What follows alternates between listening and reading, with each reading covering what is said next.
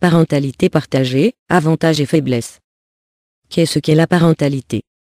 L'intérêt de connaître le terme de parentalité.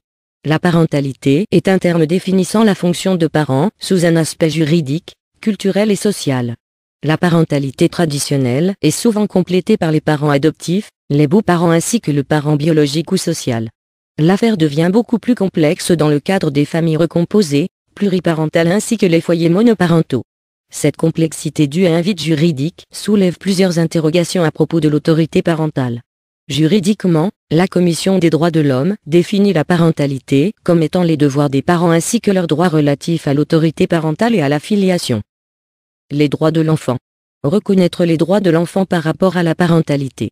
Selon la loi du 5 mars 2007, toute décision, aussi bien judiciaire qu'administrative, doit être prise dans l'intérêt et le respect des droits de l'enfant. Un projet pour l'enfant, appelé aussi PPE, doit être évalué dès la première intervention, pour mener à bien, autant que possible, l'établissement d'un parcours pour la stabilité nécessaire de l'enfant. Ceci renvoie à toute question pour les décisions prises en rapport au développement affectif, intellectuel, physique et social de l'enfant. Celui-ci doit aussi pouvoir exprimer ses avis et ses souhaits ainsi que la perception qu'il aurait sur de quelconques difficultés. Les avantages de la parentalité partagée. Reconnaître les avantages de la parentalité partagée. Une parentalité partagée, entre un père et une mère par exemple, lorsque celle-ci est équilibrée, peut apporter plusieurs avantages, autant à l'enfant qu'au couple lui-même.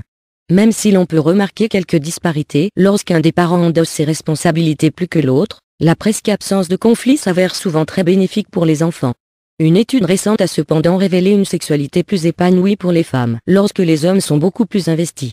Par contre, ceux-ci affirment avoir une sexualité presque moindre lorsqu'ils endossent leurs responsabilités beaucoup plus que leurs exemples. Quelques sociologues veulent élargir l'étude sur des couples homosexuels afin de pouvoir expliquer les mécanismes de cette satisfaction. D'un point de vue affectif, certains parents doivent apprécier le fait de s'accaparer leurs enfants pour eux tout seuls et de pouvoir apprécier le temps précieux qu'ils passent ensemble. Les désavantages de la parentalité partagée.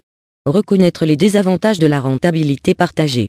La divergence d'opinion sur l'éducation de l'enfant est certainement le plus gros désavantage reconnu de la parentalité partagée.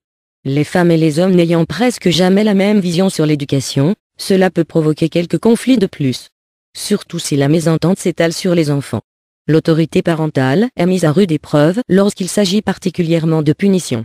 Mais il y a aussi l'évolution de la vie qui pousse parfois à faire que certains parents soient moins disponibles pour leurs enfants. L'autre partie peut ne pas hésiter à attaquer pour restreindre, voire interdire les réunions parents-enfants. Il faut pour cela savoir jongler avec les humeurs et la loi. Conclusion. Il faudra sans doute revoir sans arrêt les bases des décisions prises par le juge des affaires familiales sur les critères des souhaits et des capacités des parents ainsi que les souhaits des enfants. La bonne entente est primordiale pour que la parentalité puisse se faire au mieux. Dans d'autres cas, user de patience pour éviter le pire aux enfants serait ce qu'un parent pourrait donner de mieux. Merci de votre écoute. Si vous avez aimé, mettez un pouce j'aime ou un commentaire.